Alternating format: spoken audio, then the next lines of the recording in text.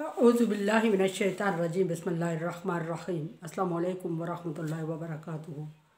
सूरह इब्राहीम है मेरे सामने और सूरह इब्राहीम की आयत नंबर 32 है, पारा नंबर 13 है और रुकू नंबर 17 है। आयत नंबर 31 में अल्लाह तबारक व तआला ने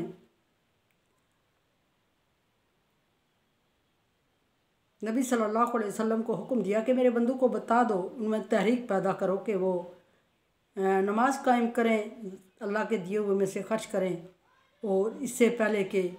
वादा पूरा हो जाए, वक्त पूरा हो जाए, ये काम पूरे कर लें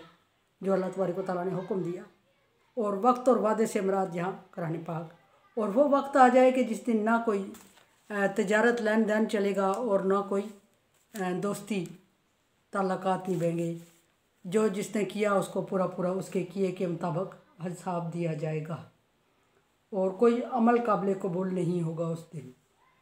अब यहाँ अगली बात आयत नंबर 32 में अल्लाह तबारक व तआला दलील नकली बयान फरमा रहा है। तौहीद बारी ताला के लिए दलील दी जा रही है और तौहीद बारी ताला की दलील के साथ साथ अल्लाह तबारक व तआला अपनी नेमतें और अपने एहसानात जितलाते हुए फरमा रहे हैं कि ये काम जो अल्लाह तबारक व तआला ने किए हैं ये कोई और करके दिखाए। अल्लाह तबारक व तआला ने अपने साथ बहुत बड़े बड़े वो काम जो अल्लाह तबारक व तआला ने किए वो मनसूब फरमाया कि अल्लाहुल्लज़ी खलक़ समावाति वल अर्ज़। नेमतें याद करवाते हुए अल्लाह तबारक व तआला ने फरमाया कि अल्लाह वो ज़ात है जिसने ज़मीन और आसमान को तख्लीक किया। सवाल यहाँ ये पैदा होता है तौहीद बारी ताला की दलील देते हुए कि कोई और है जो ऐसी बड़ी तख्लीक और मजबूत और कारामद तख्लीक कर सके। अगर इसका -1% भी किसी ने किया हो तो वो इस चीज़ को सामने लाए। अब दूसरी बात अल्लाह तबारक व तआला फरमा रहे हैं कि ज़मीन और आसमान की पैदाइश अल्लाह तबारक व तआला ने फरमाया कि सबसे बड़ी तख्लीक है और सबसे मुश्किल तख्लीक है। लेकिन फिर इसकी बरक्स अल्लाह तबारक व तआला ने एक जगह फरमाया कि खलक़नल इंसान अहसन तक़वीम। अल्लाह तबारक व तआला ने फरमाया कि इंसान को मजबूत और ख़ूबसूरत तख्लीक किया, यानी ज़मीन आसमान से भी ज़्यादा मजबूत और ख़ूबसूरत तख्लीक फरमाया। फिर फरमाया कि वानज़ला मिनस समाई मा। फिर ये कि अल्लाह तबारक व तआला ने आसमान से पानी बरसाया। एक ये कि बहुत बड़े और ख़ूबसूरत छत इंसानों को मुहैया किया, अपनी ख़ूबसूरत तख्लीक इंसानों पर नछावर करते हुए सातों आसमानों को तय बतय इंसानों के ऊपर शेल्टर या छत या चादर या की सूरत में इंसानों को मुहैया कर दी। और फिर उसके बाद वल अर्ज़, ज़मीन की तरफ अल्लाह तबारक व तआला ने इशारा फरमाते हुए फरमाया कि और ज़मीन को तख्लीक किया इंसान के फ़र्श के लिए। और क्या ही खूबसूरत बिछौना है। और फिर खूबसूरत और रंगारंग इसमें अल्लाह तबारक व तआला ने नक्श व निगार किए। और फिर इसकी मजबूती के लिए इसमें पहाड़ों को गाड़ दिया और दरख्त और सायादार दरख्त और फलदार दरख्त इसमें उगाए ताकि इंसान इससे फ़ायदा उठा सके। और फिर फरमाया कि ये ज़मीन और आसमान दोनों की में ये सलाहियत अल्लाह तबारक व तआला ने रख दी और इनको बाहम मरबूत कर दिया, लाजम मलजूम कर दिया कि आसमान ने पानी बरसाया। आसमान की ज़िम्मेदारी अल्लाह तबारक व तआला ने लगा दी कि आसमान से पानी बरसा और ज़मीन की ज़िम्मेदारी लग गई कि ज़मीन ने उस पानी को जज़ब किया और फिर जज़ब करने के बाद फ़िल्टर किया और फ़िल्टर करने के बाद कारामद पानी इंसान के पीने के लिए मुहैया किया। और वो पानी जिससे इंसान पीता है, जिससे इंसान गुस्ल करता है, जिससे इंसान खेतों को सैराब करता है और फिर खेतों को सैराब करने के बाद उसी पानी आसमान के बरसाए हुए पानी से ज़मीन ने पैदावार देना शुरू कर दी, अनाज उगाए और चारा उगाया जानवरों और मवेशियों के लिए। और फिर आसमान से पानी बरसे हुए पानी के साथ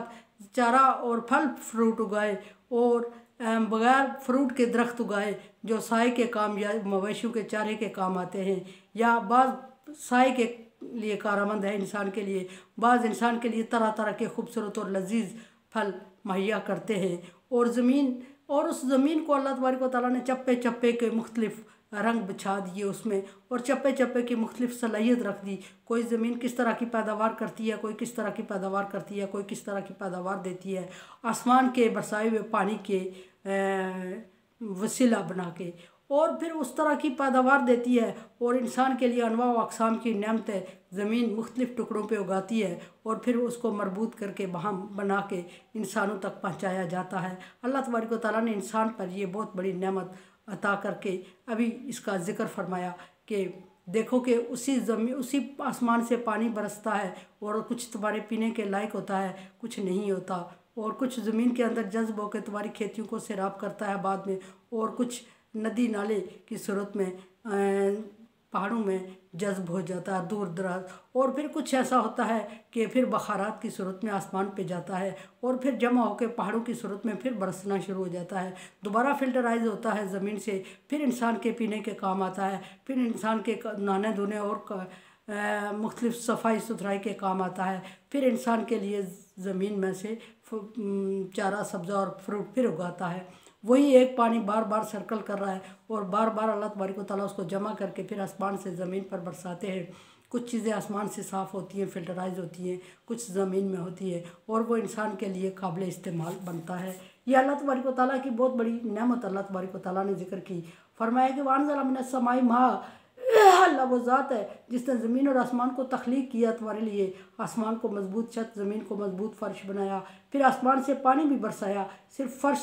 छत ही का काम नहीं लिया बल्कि उससे पानी बरसाया, और फिर ज़मीन से अल्लाह तबारक व तआला ने फ़र्श ही का काम नहीं लिया बल्कि ज़मीन से अनवा व अक़साम की नेमतें और अनाज और सब्ज़ा और चारा और फल फ्रूट उगा के इंसान के लिए फ़ायदा ही फ़ायदा रख दिया। इसमें फरमाया कि अखरज बिही, और उस पानी से मिनस समारात रिज़्क़न लकुम, फलों को उगाया, फ्रूट को उगाया और फिर उस फल और फ्रूट को तुम्हारे लिए रोज़ी का ज़रिया बनाया, रिज़्क़ बनाया तुम्हारे लिए, और जिस रिज़्क़ को तुम खा के ना सिर्फ अपने आप को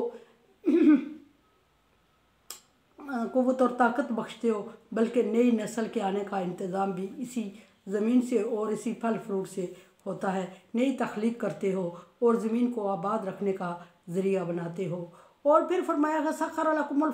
फुल्क और लितजरी मिन फिल बहर, और फिर कश्तियों को तुम्हारे इख्तियारात में कर दिया और कश्तियों पे तुमने दस्तरस हासिल कर ली और उन कश्तियों को तुम पानी में चलाते हो और ज़रिया रोज़गार बनाते हो। कश्ती को तुम्हारे महताज कर देने का मतलब यह है कि अगर 2-3 लकड़ी के फट्टे पानी में डाल दिए जाए तो उनका वेट इतना होता है कि पानी में डूब जाते हैं अपने वज़न के सबब, लेकिन कश्ती जो कि इतने ज़्यादा तख्ते फटों और कील और मेखों का मजमुआ होती है और फिर उसके ऊपर हज़ारों के हिसाब से इंसानों को सवार होना और जानवरों का सवार होना और अनवा अक़साम की नेमतें उस पर लादना और फिर वो उसका पानी में ना डूबना और इंसान के हाथ में उसका इख्तियार होना। हालांकि इंसान इस काबिल नहीं है कि कश्ती को सहार सके, लेकिन अल्लाह तबारक व तआला के हुक्म से वो इसके ताबे होके चलना और मंजिल मकसद तक ना सिर्फ इंसानों को पहुँचाना उस कश्ती के ज़रिए बल्कि खाने पीने की चीज़ें और जानवरों के खाने की चीज़ें और जानवरों को भी उसमें लाद के मंजिल मकसद तक पहुँचाया जाता है। बज़ाहिर वो पानी जो एक कील को डुबो देता है, एक कील अगर उस पर डाली जाए तो कील डूब जाती है, वो पानी इतना ताबे और फरमाबरदार होता है अल्लाह तबारक व तआला के हुक्म से कि मनो टनों के हिसाब से उसमें शिप और कश्तियाँ और जहाज़ जा रहे होते हैं और वो उनको डुबोता नहीं बल्कि तैरता हुआ मंजिल तक पहुँचाया जाता है। एक जगह से दूसरी जगह, एक किनारे से दूसरे किनारे, एक मुल्क से दूसरे मुल्क ना सिर्फ खुद जाता है बल्कि तरह तरह के लेन देन, तजारत और फ़ायदा और बिज़नेस का सबब भी बनता है और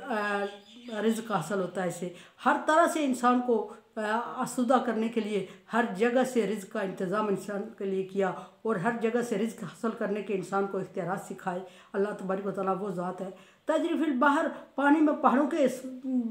मानिंद चलती हैं, लगता है कि बड़ा पहाड़ पानी में चल रहा है, अभी के अभी डूब जाएगा, लेकिन वो डूबता नहीं कि लाखों इंसानों को मंजिल मकसूद तक पहुँचा के और भी अमर ही, लेकिन ये होता सब अल्लाह तबारक व तआला के हुक्म से है। इंसान की इसमें काबिलियत कोई नहीं है और पहाड़ों और फलों फूलों को और दरख्तों की और पानी की और समंदर की और कश्तियों की कोई काबिलियत नहीं है। ये सब अल्लाह तबारक व तआला की मुसख्खर की हुई चीज़ें होती हैं और अगर अल्लाह तबारक व तआला जब इन्हें कुन कहता है तो वही कश्ती एक इंसान के बोझ को नहीं उठा सकती, सहार सकती और डूब जाती है और डुबो देती है, और वही कश्ती लाखों करोड़ों को लेके चल रही होती है, नहीं डूबती और नहीं डुबोती क्योंकि अल्लाह तबारक व तआला का हुक्म नहीं होता उस पर। और अल्लाह तबारक व तआला ने इंसान के लिए उसको मुसख्खर किया होता है, ऑर्डर दिए होते हैं। जब तक अल्लाह का हुक्म होता है कि चलती रहे, इतने मन इतने टन वज़न लेके और इतने लोगों की गिनती के, इतने आदाद इंसानों और जानवरों के और इतने आदाद अनाज के और इतने फ्रूट और के लेके चल रही होती है, तभी चल रही होती है जब उसका अल्लाह का हुक्म होता है। जब अल्लाह का हुक्म होता है, उसका मल्लाह या उसका ड्राइवर या उसका पायलट, जो भी होता है, पायलट नहीं कह सकते, जो भी होता है, उसको भरपूर कोशिश कर रहा होता है और भरपूर कोशिश करने के बावजूद वो एक बंदे का सहार नहीं सकती, बर्दाश्त नहीं कर सकती और वो डूब जाती है और डुबो देती है। इसी तरह फ़ज़ा में खला में चलते हुए हवाई जहाज़ों की मिसाल दे के अल्लाह तबारक व तआला समझा रहे हैं कि सख़र लकुम, तुम्हारे लिए मुसख्खर कर दिए उन जहाज़ों को जो हज़ारों के हिसाब से लोगों को लेके एक मुल्क से दूसरे मुल्क सफ़र कर रहे थे। लेकिन जब अल्लाह तबारक व तआला कुन कहता है तो वो उठते ही अपनी परवाज़ खो देते हैं और गिर पड़ते हैं और खाली भी नहीं परवाज़ कर सकते और एक जगह, एक मुल्क से दूसरे मुल्क में, एक जगह से दूसरी जगह भी सफ़र नहीं कर सकते। लेकिन जब अल्लाह तबारक व तआला का उनके लिए हुक्म होता है तो वो मनो टानों के वज़न लेके दूसरे ममालिक तक सफ़र कर जाते हैं। अल्लाह तबारक व तआला फरमाए कि बियामरी ही, ये सारे काम अल्लाह तबारक व तआला के हुक्म से होते हैं। इंसान की काबिलियत, ज़मीन आसमान की काबिलियत से नहीं होते, क्योंकि वो खुद तख्लीक है, उनको खुद अल्लाह तबारक व तआला ने तख्लीक किया। सखर लकुमुल अनहार, और फिर अल्लाह तबारक व तआला ने समुद्रों को, दरियाओं को और नदी नालों को और छोटे बड़ों को और सैलाब को तुम्हारे लिए मुसख्खर कर दिया। सारों ने तुम्हारे लिए नेमतें उठाई होती हैं और सारे तुम्हारे लिए नेमतें लेके अल्लाह तबारक व तआला के हुक्म से तुम्हारे लिए आते हैं और तुम्हारे कब्ज़े में और तुम्हारी फरमाबरदारी में और मुसख्खर होते हैं तुम्हारे सामने। और जिस तरह अल्लाह तबारक व तआला इन्हें हुक्म देता है, तुम्हारे फ़ायदे के लिए लगे रहते हैं और तुम्हें फ़ायदा पहुँचाने पर मामूर किए जाते हैं ये। और फिर जब अल्लाह तबारक व तआला नहीं चाहता तो उनको कुन कहने की देर होती है। लाख कोशिश, इंसान की कोशिश के बावजूद वो किनारे नहीं लग पाते और डूबते हैं और डुबोते हैं। ये अल्लाह तबारक व तआला ने दलील अक्ली दी है इंसान को समझाने के लिए। और अल्लाह तबारक व तआला ने तरह तरह से दलीलें दे के, दलाइल दे के इंसान को समझाने की कोशिश की, लेकिन इंसान ना शुक्रा और ना कदरा है। कभी नहीं समझा, कभी समझ के इनकार कर दिया, कभी बगावत कर दी, कभी नाफरमानी कर दी और कभी तकज़ीब कर दी, कभी कुफ्र कर दिया, कभी जुटला दिया। जो इंसान की मर्ज़ी होती है, जिस तरह की मर्ज़ी होती है, कभी पैगम्बरों को कत्ल तक कर दिया। जिस तरह की मर्ज़ी उसकी आई, इंसान नाशुक्रा है और उसने नाशुक्री की और अल्लाह तबारक व तआला की नेमतों से फ़ायदे उठाए और फिर भी इनकार किया। और अल्लाह तबारक व तआला फरमा रहे हैं फ़बिअय्यि आलाइ रब्बिकुमा तुकज़्ज़िबान, कहाँ तक सरकशी करोगे, किस किस नेमत से इनकार करोगे, किस किस नेमत का शुक्र अदा करोगे। इंसान के लिए शुक्रगुजारी वाजिब हो गई है, लेकिन इंसान के अगर एक एक ज़र्रे पे, इंसान के जिस्म के एक एक बाल पे शुक्र वाजिब हो और वो करता रहे तो किसी एक नेमत का शुक्र अदा नहीं कर सकता। अल्लाह तबारक व तआला का हुक्म है कि क़यामत के दिन इंसान 3 ग्रुप में तकसीम करेगा। एक में इंसान के शुक्र, एक में इंसान की कुफर इनकार और एक में इंसान की नेमतें। और इंसान एक नेमत के बदले में तमाम शुक्र को जमा करके लाए तो वो अल्लाह तबारक व तआला की हसनात को नहीं चुका सकता। जान दी हुई उसी की थी, हक़ तो ये है कि हक़ अदा ना हुआ। मैं रिक्वेस्ट कर रही हूँ कि मेरे चैनल को सब्सक्राइब करें और सदका जारिया बनने में मेरे साथ तावन करें और इसको पब्लिश करें, शेयर करें। अल्लाह हाफ़िज़।